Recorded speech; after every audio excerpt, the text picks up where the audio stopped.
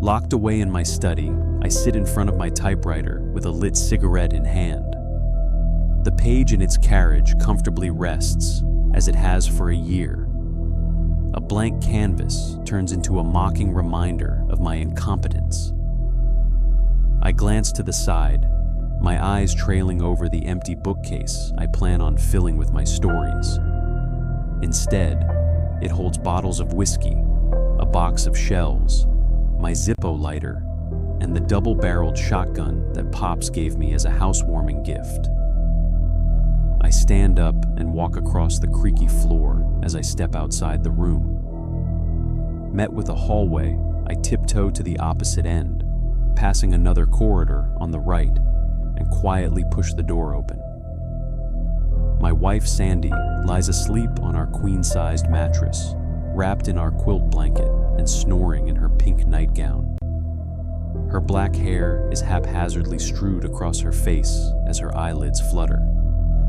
Slowly closing the door, I head back to the juncture and turn left. Passing the kitchen, I stop at my son's room before slowly cracking it open and peering inside. Where I expect to see a young boy asleep in his bed, I'm instead met with an indent in his bed and an open window.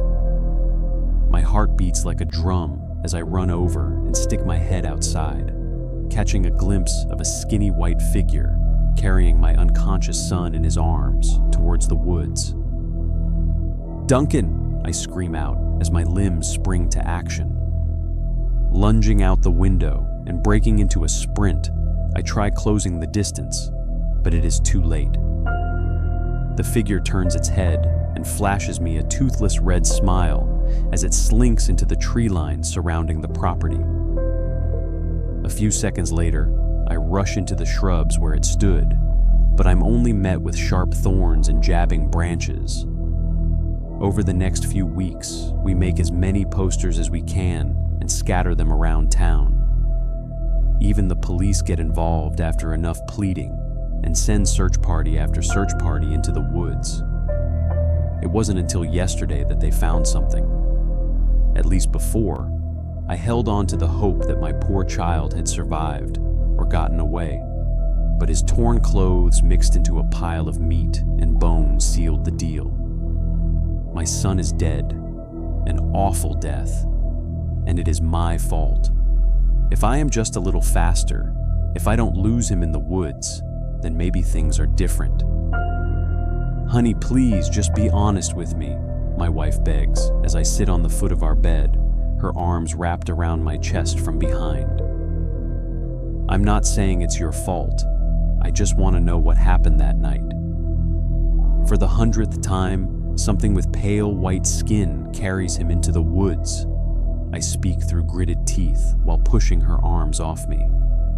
She only moves closer, her warmth pressing against my back. "I do, but you had a lot to drink before I went to bed that night." Her timid voice slithers into my ears. My blood races. "Oh my God, this again? I tell you that I have it under control. I'm not like my father. I know what I saw, and I'm telling you, no animal took our son. It is a goddamn monster." My words boom as I clench my fists. I just can't understand why no one believes me. It's not like I'm crazy. I see that thing turn around and smile with my own eyes. "Don't get mad. I didn't say you lied. I just think..." There is a loud knock on the front door. "And who's that at this hour? I told the police to leave us the fuck alone already." I storm out of the bedroom. My heavy steps make the floor creak with every move as I walk down the main corridor and fling open the front door. My heart drops as I see who stands on our porch, their naked body covered in mud and loose leaves. "Duncan!" my wife screams from behind as I hear her run down the hallway. She pushes past me, dropping to embrace her lost child. Tears stream down her face as she clenches him tight in her arms. I stand in disbelief, not moving an inch, while she pulls him inside and closes the door. I can't believe my eyes. It is actually him. My son comes home even after everything I saw. We quickly take him to the bathroom and wash him in the tub, scrubbing every inch before wrapping him in a towel. "I'm so happy you're okay." My wife kisses his head at least a dozen times. After she is done, I put my arms under his and lift him up with more difficulty than before, like he gained weight while lost in the woods. I carry him to his room and lay him on the bed. "Can you tell us what happened out there? We were so worried," my wife says, while kneeling on the ground to be eye level with him. "I'm Duncan," he mutters in almost broken English, like it is his first time saying those words. "Yes, you are, honey. Do you remember us?" "I'm Mama," she gestures to herself, then to me. "And that's Papa. We're your parents." "Yes, Mama, Papa, I remember you." Each word comes out slightly more coherent than the last. "Everything's gonna be okay, honey. We'll let you get some rest now. I know you must be tired," she says while standing up. Turning around, she grabs my hand and leads me out of the room before closing the door behind. Over the next week, Duncan slowly grows accustomed to living at home again. It's like he forgot everything he once knew, even simple things such as how to open a door, hold a fork, or how to use the toilet. My wife and I are alarmed at how much he forgets, so we call a physician to the house. The doctor spends an hour in Duncan's room testing his reflexes and pupil dilation while asking him questions. After he is done, he comes out and tells us that our son is in fine physical health, but has the worst case of amnesia he has ever seen. My wife weeps at the news, but I just stand there with a blank expression on my face. It makes little sense. He didn't hit his head on anything while lost, so where did his memories go? The first sign comes the next day when I go to wake up Duncan. I push his door open gently and peer inside. He is already sitting up in his bed and holds a dozen white teeth in his hand. Slowly, he plucks one with his other hand before bringing it to his mouth. The sound of squelching meat quietly wafts through the room as he pushes it into his gums, blood trickling down his arm. I slowly sneak away and head back to my room before shaking my wife awake. "Huh? What is it?" she groggily says as I pull her from our bed and into the hallway.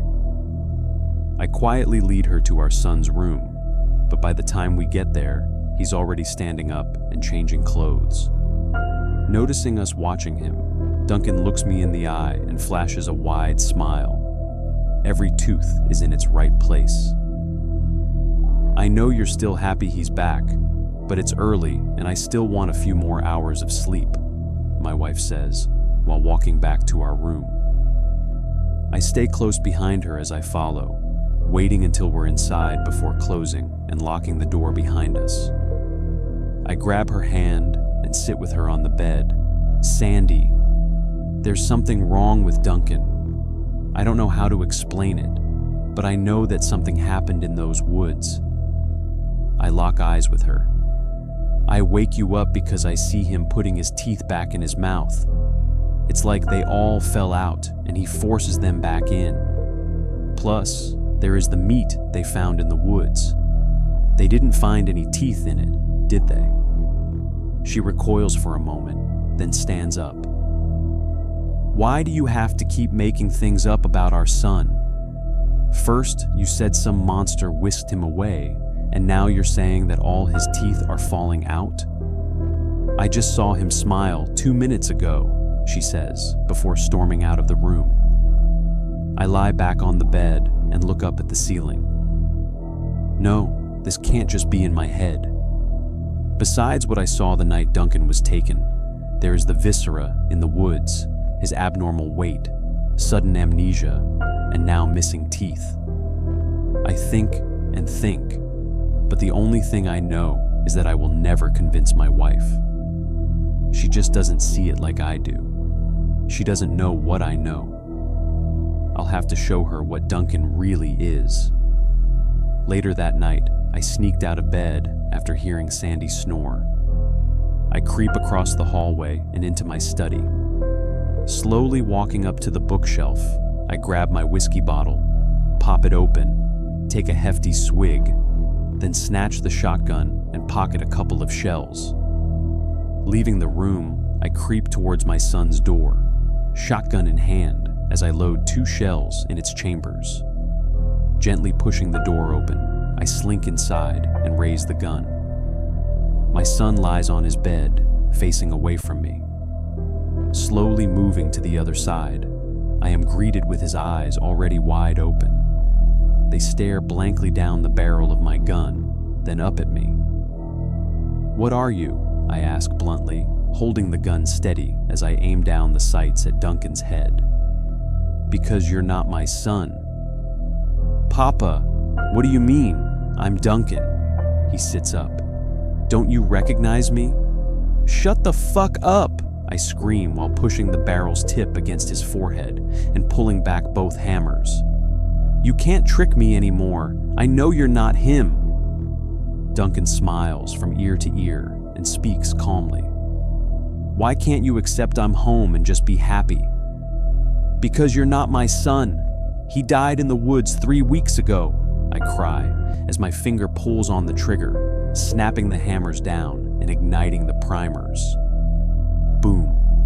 A dozen pellets spew out from the barrel, painting the wall with red pellets. Duncan's body slumps over, blood pooling where his head should be. The door to the room suddenly bursts open as Sandy runs through it, only to be met with me holding a gun over our son's corpse. A blood-curdling scream consumes the room as she runs over and holds his body. "What have you done to my baby? You're a fucking monster!" she cries while glaring at me, her pink nightgown now partially a deep shade of red. Dropping the gun, I put my hands on my head. "But he isn't," I mutter while backing up against the wall. "This can't be, I'm so sure. I didn't just kill my child. It is a monster. It has to be."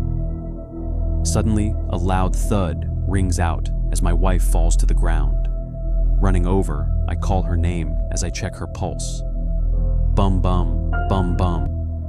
"Thank God," I whisper while carrying her out of the room. Down the hallway and to the right, I place her on our bed. As I'm pulling the blanket over her chest, I hear something down the hallway. Walking out of the room, I hear it better, like the crunching of bones and squishing of meat. No, there's something else mixed in. Moving closer, I turn at the juncture and creep up to my son's door as the noise gets louder and louder. I can finally tell what it is now: muffled laughter. I watch from the door as Duncan's body twitches and convulses, liquid spewing from his neck as something drenched in a layer of meat and blood pokes out of it. It has 2 eye sockets that house pitch-black eyes, a hole where the nose should be, and a toothless smile that reaches from ear to ear. It notices me in the doorway and croaks in a deep voice, "Papa, everything's gonna be okay." I want to run, to do something, but I can't. My body freezes as I watch Duncan's limbs extend, the skin ripping as it stretches like plastic pulled too thin. By the time I gain control of my body again, the monster has fully extended its limbs and stands beside the window, wearing my son's skin like clothes that don't fit. "What the fuck are you?" I scream at it while slamming the door shut. Wood snaps from above as it shoves its head through the door, peering down at me with its gummy smile. Letting go of the door, I try to sprint down the hallway, but it breaks through and grabs my leg. Falling to the ground, my head slams against the wooden floor, cutting my forehead open.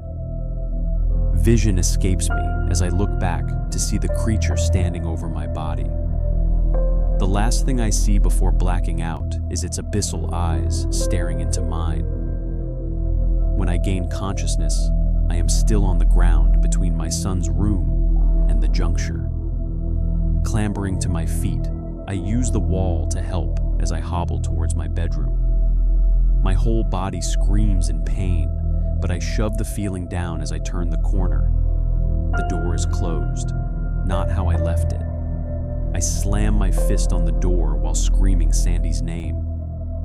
"Hold on, honey, I'm changing," the voice of my wife calls out from within. "I don't care! Open the door!" I scream as I throw my shoulder against it, using my body weight to force it open. I stumble inside while checking the bed for her. Where I hope to see my sleeping wife, there are organs, chunks of meat, and snapped bones scattered about like the dumped-out contents of a drawer. On the other side of the bed stands the creature with its body halfway inside a pile of flesh. It puts its feet in first before pulling the skin to cover its body, like putting on a jumpsuit. As it pulls the skin higher, its bones bend on each other, folding to fit inside of its new shell. "I love you, honey." The creature speaks with the voice of my wife. It fills me with so many emotions: anger, sadness, self-loathing. But in that moment, I can't help but laugh. I cackle louder than I have ever before as I leave the room and hobble across the hallway to my study. Stopping at the shelf, I grab the whiskey bottle and lighter, then turn around. Leaving the room, I face the monster as it stands in the opposite doorway. "Come back to bed. We can talk about this tomorrow," it says in her voice. Slowly raising the bottle to my lips, I take a swig of whiskey before putting the cap back on. I rear my arm and launch the bottle. It shatters on impact, dousing the monster in a layer of liquor. Flicking my lighter to life, I hold the flame in front of me before tossing it. Within moments, fire consumes the hallway as the monster flails and falls backwards. An ear-piercing bellow rings out and echoes in the hallway, forcing me to cover my ears as I walk to the front door. Pushing it open with my shoulder, I fall onto the ground outside, just as fire consumes the entire house. Watching while on my back, I weep as I watch the life I love burn away. A few hours later, emergency services arrive and put out the fire as they haul me away in an ambulance. Police officers come to my room and begin asking questions I don't want to answer. They find bullet holes in my son's room, high amounts of liquor in my bloodstream, and the charred remains of my wife on the bed. It doesn't help that they don't believe my story. I can't blame them. Who in their right mind would? It's not every day that a skin-stealing monster kills your whole family. That's why I am sentenced for the murder of my wife and kid. My appointed lawyer argues for insanity instead, meaning the rest of my days will be spent in an asylum rather than in prison. It doesn't make a difference to me. I am going to spend the rest of my days waiting to die either way. That is, until I receive a visitor. The asylum staff tie me to my bed and let him into the room as they leave, closing the door behind them. He wears a doctor's coat and carries himself with confidence as he walks beside my bed. Looking down at me with soft blue eyes, he takes off his hat and rests it on my chest. "Do you recognize me?" "Never met you, so why are you here?" I bark back. He smiles. "What a shame. I hope you do. I've grown so much, and it's all thanks to you, Papa. Or should I say, honey?" "It's you," I mutter in disbelief before violently struggling against my restraints. "I'll fucking kill you for what you did," I scream. Workers flood into my room. They hold me down and jab my arm with a needle while I gnash my teeth at him. Sedatives quickly kick in, making my whole body go numb. The last thing I see is his ear-to-ear smile as he looms over me.